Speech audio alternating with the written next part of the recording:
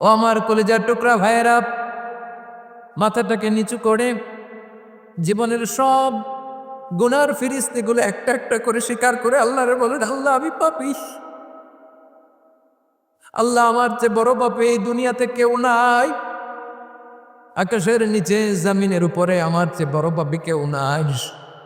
একটা একটা করে আল্লাহ স্বীকার করি আমি পাপী। সব পাপের স্বীকৃতি দিলাম।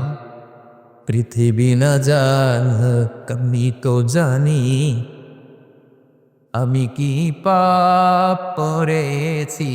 হায় আমার পাপের করলে বিচার, বাচার আমার নাই উপায়। দয়াময় তুমি মাফ করো আমায়, মাফ করো মাফ।